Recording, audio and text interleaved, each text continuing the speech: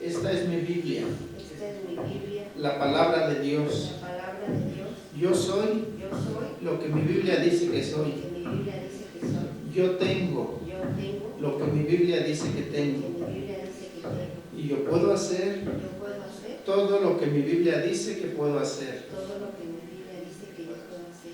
Hoy la leeré, Hoy la leeré, la escucharé, la escucharé, la obedeceré, la obedeceré, y la semilla incorruptible de la palabra de Dios y la semilla incorruptible de la palabra de Dios penetrará en mi corazón penetrará en mi corazón y producirá fruto y producirá fruto que transformará mi vida, que transformará mi vida, mi mi mente, mente, mi mi cuerpo, cuerpo, mi hogar, mi hogar, mi iglesia mi iglesia y mi ciudad y mi ciudad para siempre. para siempre. Nunca más seré el mismo. Nunca más seré el mismo. Nunca, nunca, nunca. Nunca, nunca, nunca. En el nombre de Jesús. En el nombre de Jesús. Amén. Amén. Bueno, así rápidamente vamos abriéndolo ahí en el libro de Jeremías, capítulo 9, versículos 23 y 24. Voy a darle lectura una vez y luego lo leen ustedes.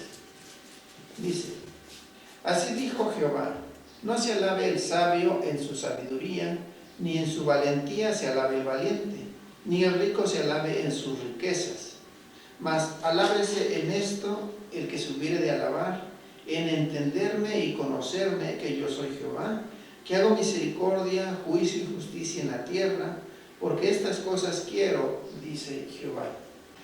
Aquí en este pasaje nos damos cuenta el deseo de Dios que tiene en que nosotros le conozcamos a Él, en cómo es Él y cómo piensa, cuál es su deseo para sus hijos, para los que desean conocerle.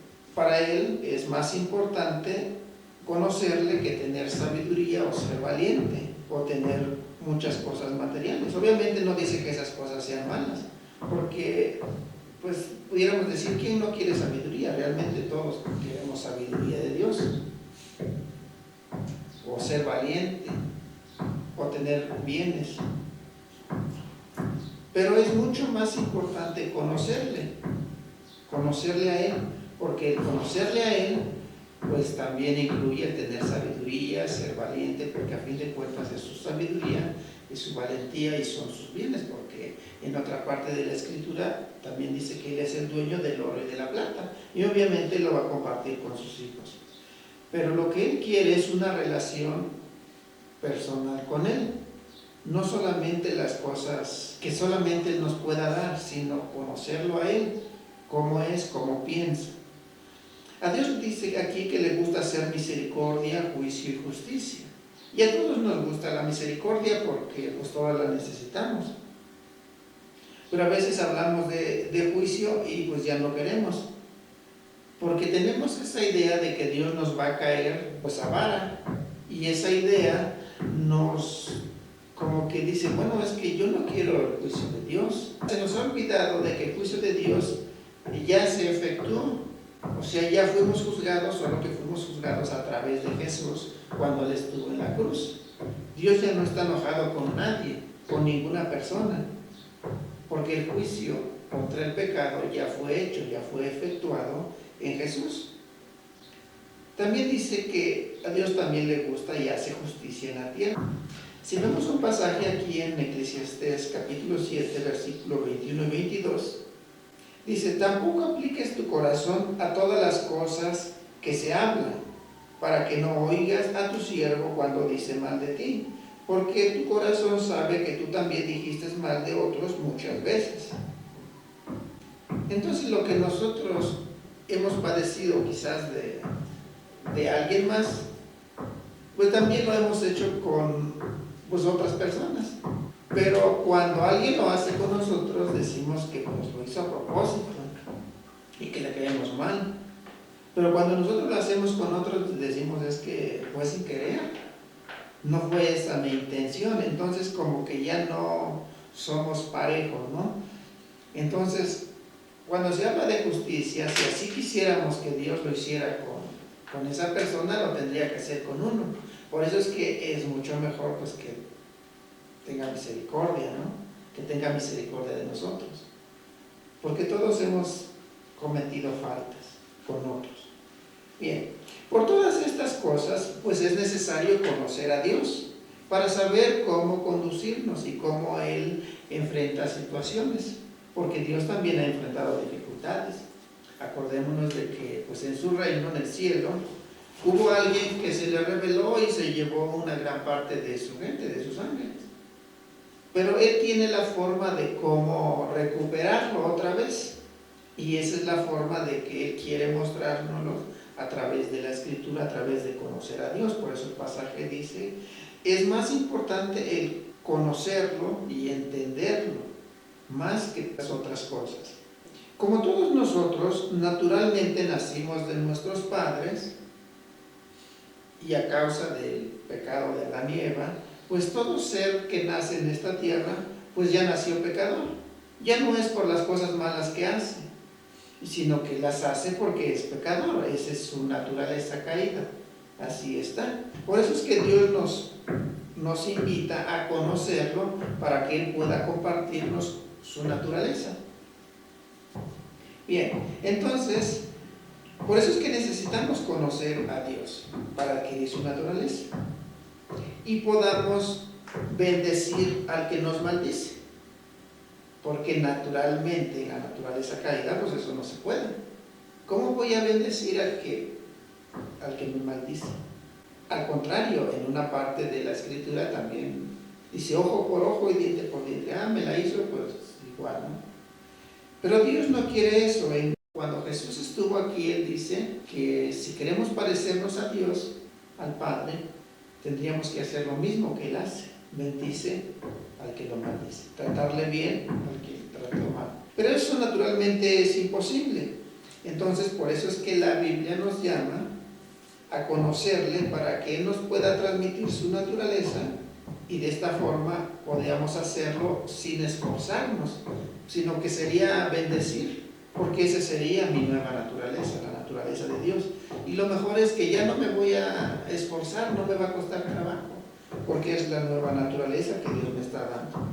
Vamos a ver en 1 de Timoteo 6, 1 de Timoteo, capítulo 6, versos 11 y 12. Dice, mas tú, oh hombre de Dios, huye de estas cosas y sigue la justicia, la piedad, la fe, el amor, la paciencia, la mansedumbre. Pelea la buena batalla de la fe, echa mano de la vida eterna, a la cual asimismo fuiste llamado, habiendo hecho la buena profesión delante de muchos testigos. Quiere decir que muchas veces queremos seguir la justicia, la paz, la fe y todo, en nuestras propias fuerzas, naturalmente, con nuestro esfuerzo humano. Y entonces, pasado un tiempo, nos cansamos y nos frustramos. ¿Por qué? Porque no estamos echando mano de la naturaleza divina, de la vida eterna, sino solo nos estábamos esforzando nosotros. Y llegado un momento, pues ya no. Entonces Dios en su gran amor nos muestra el camino, cómo echar mano de la vida eterna. Y eso obviamente empezando es conociéndolo a Él y a Jesucristo. Esto vamos a verlo en Juan, el Evangelio de Juan, capítulo 17. Voy a leer desde el versículo 1 hasta el 8. De estas cosas habló Jesús, levantando los ojos al cielo, dijo, Padre, la hora ha llegado, glorifica a tu Hijo para que también tu Hijo te glorifique a ti. Como le has dado potestad sobre toda carne, para que dé vida eterna a todos los que le diste. Y esta es la vida eterna, que te conozcan a ti, el único Dios verdadero, y a Jesucristo, a quien has enviado. Yo te he glorificado en la tierra, he acabado la obra que me diste que hiciese. Ahora pues, Padre, glorifícame tú al lado tuyo, con aquella gloria que tuve contigo antes que el mundo fuese. He manifestado tu nombre a los hombres, que del mundo me diste. Tuyos eran y me los diste, y han guardado tu palabra. Ahora han conocido que todas las cosas que me has dado proceden de ti, porque las palabras que me diste les he dado, y ellos las recibieron, y han conocido verdaderamente que salí de ti, y han creído que tú me enviaste. Bueno, obviamente aquí Jesús nos inicia diciendo ¿qué es la vida eterna? Y es conocer a Dios y a Jesús que Dios envió. Después nos va explicando de cómo personas que estaban cerca de él les dio conocimiento de Dios. Y estas personas lograron entender que Jesús realmente proviene de Dios, que Dios lo envió. ¿Se acuerdan en una ocasión cuando Jesús les pregunta a sus discípulos y les dice, ¿quién dice la gente que soy yo? Y entonces empiezan a decirle, bueno, unos dicen que tú eres Juan. Obviamente Juan en ese tiempo no tenía mucho, que pues, le habían cortado la cabeza. No sé por qué pensaban eso. Otros que eres Jeremías o alguno de los profetas. Pero hubo alguien que dijo, tú eres el Cristo, el Hijo del Dios viviente. Y Jesús le dice, bueno, eres bienaventurado porque esto no te lo reveló ninguna persona, carne ni sangre, sino mi Padre que está en el cielo. Entonces, de ese tipo de conocimiento es el que Jesús nos quiere transmitir. Esa es la vida eterna. O sea, no es un conocimiento nada más de que aprendimos porque alguien nos lo dijo, sino un conocimiento el cual provino de Dios. En este caso que les acabo de mencionar de Pedro, ¿cómo le llegó? Obviamente Dios estaba hablando que Jesús es el ungido, es el Hijo de Dios, pero solamente él fue capaz de percibirlo. Y entonces ese fue un conocimiento que ya era por fuera de lo natural. Pero esa revelación solo viene al estar meditando en la palabra que obviamente alguien nos está enseñando. Meditarla, orar al Espíritu Santo para que nos muestre. Y entonces llega un momento en el cual estamos plenamente convencidos de que lo que la palabra de Dios dice es cierto. Y ese tipo de conocimiento es la que Jesús nos está mostrando. Dice que te conozcan a ti, el único Dios verdadero, y a Jesucristo a quien has enviado. Bien, vamos a ver solo dos pasajes acerca de cómo es Dios referente como Padre en la salud de las personas, de las que creen en Él. Mateo capítulo 7, versículos 9 al 11, es referente a la salud. Pero sería como Dios, como Padre, es su deseo. O sea, nos muestra cuál es su deseo. Dice, ustedes, los que son padres, si sus hijos les piden un pedazo de pan, ¿acaso le dan una piedra en su lugar? ¿O si les piden un pescado, les dan una serpiente? Claro que no. Así que si ustedes, gente pecadora, saben dar buenos regalos a sus hijos, ¿cuánto más su Padre Celestial dará buenos regalos a quienes le pidan? Aquí Jesús está diciendo de que si las personas que son malos padres no buscarían un mal para sus hijos, no buscarían una enfermedad, y porque piensan que Dios sí enferma a sus hijos para enseñarles o corregirles. Entonces ahí empieza a mostrarnos de que tenemos que ir cambiando esa manera de pensar, porque a veces si alguien tiene una enfermedad o algo, pensamos que Dios lo está corrigiendo, ¿no? Le está enseñando algo. Pero aquí Jesús nos está mostrando que eso no es posible. Voy a ver ahora Mateo capítulo 15, versículo 30 y 31. Dice, y se le acercó mucha gente que traía consigo a cojos, ciegos, mudos, mancos y otros muchos enfermos, y los pusieron a los pies de Jesús y los sanó. De manera que la multitud se maravillaba viendo a los mudos hablar, a los mancos sanados, a los cojos andar y a los ciegos ver, y glorificaban al Dios de Israel. ¿Quién hacía todo eso? Pues obviamente era Jesús. Pero ¿por qué hacía Jesús eso? Porque ese es el deseo del Padre. El Padre lo dio a eso. Jesús fue ungido para sanar, para liberar. Dios lo ungió. ¿Por qué? Porque el deseo de Dios como Padre es de que los que creen en Él pues sean sanos. Entonces, el deseo de Dios como Padre es que sus hijos o los que creen en Él pues sean sanos. Mateo capítulo 9, versículo 20 al 22. El caso de la mujer de flujo de sangre. Dice, y aquí una mujer enferma de flujo de sangre desde hacía 12 años, se le acercó por detrás y tocó el borde de su manto, porque decía dentro de sí, si tocare solamente su manto seré salva. Pero Jesús volviéndose y mirándola dijo, ten ánimo, hija, tu fe te ha salvado. Y la mujer fue salva desde aquella hora. Esta mujer ya tenía mucho tiempo así, enferma, pero obviamente escuchó hablar de Jesús. Todavía no lo conocía personalmente, pero ya había oído de Jesús. Y entonces meditó tanto en eso, por eso dice el verso 21, porque decía dentro de sí, si tocare solamente su manto, seré salvo. ¿Y de dónde sacó ella esa idea? Obviamente de la fe que esa palabra que había oído de Jesús, que Jesús sana, le produjo. Y dice, no me puedo presentar así, porque según la ley de ese tiempo ella podía ser apedreada. Y entonces se esforzó y se metió a escondidas, empujones o no sé cómo. La cosa es que logró tocar el borde del manto de Jesús. Y su fe es la que le dijo Jesús, tu fe te ha salvado. No dice, no, ves que mi manto es milagroso y por eso fuiste sano. Sino que la fe de esta mujer en Jesús, de que Jesús podía sanarla, la sanó. Entonces ese es el deseo de Dios como Padre, ver a sus hijos sanos. Pero también necesitamos conocer a Jesús. También vemos que Jesús nunca enfermó a nadie, y eso nos habla de que el Padre no manda enfermedades. Quiero que veamos este pasaje del Evangelio de Juan, capítulo 5, verso 19. Respondió entonces Jesús y les dijo, de cierto os digo, no puede el Hijo hacer nada por sí mismo, sino lo que ve hacer al Padre, porque todo lo que el Padre hace, también lo hace el Hijo igualmente. Por eso digo que Jesús nunca enfermó a nadie, porque nunca vio el Padre que el Padre enfermara a alguien. Y Jesús solamente hizo lo que vio hacer al Padre.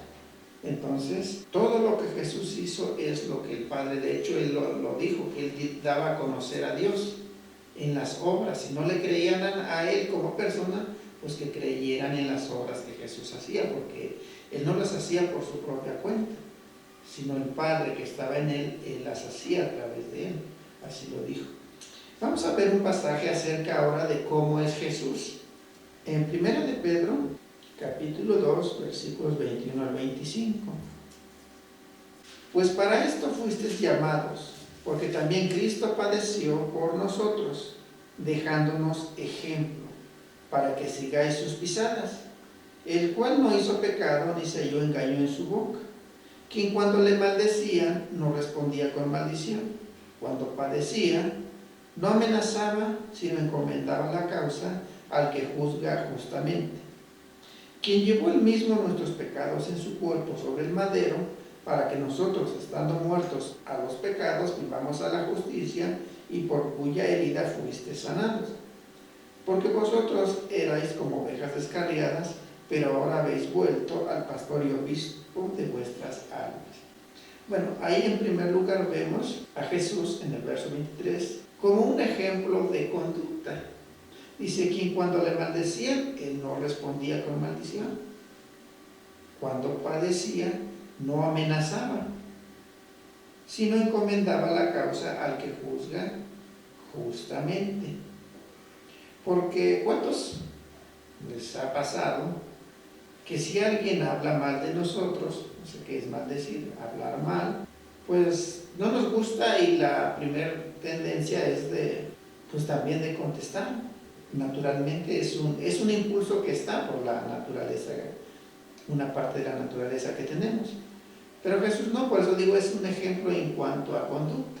Pero luego en el siguiente verso, en el 24, dice, quien llevó él mismo nuestros pecados en su cuerpo sobre el madero, para que nosotros, estando muertos a los pecados, vivamos a la justicia, y por cuya herida fuiste sanados.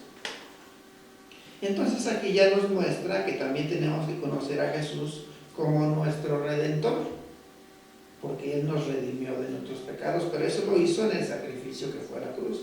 Entonces vemos a Jesús, su objetivo era dar a conocer al Padre, cómo es el Padre, cómo Él es bueno, Él tiene misericordia, y lo efectuó así. Y también tenemos que conocer a Jesús como nuestro Redentor, nuestro Maestro, como nuestro ejemplo de conducta. Bueno, vamos a ponernos de pie y vamos a darle gracias a Dios Padre, en el nombre de Jesús, Señor, te damos gracias primeramente por tu palabra.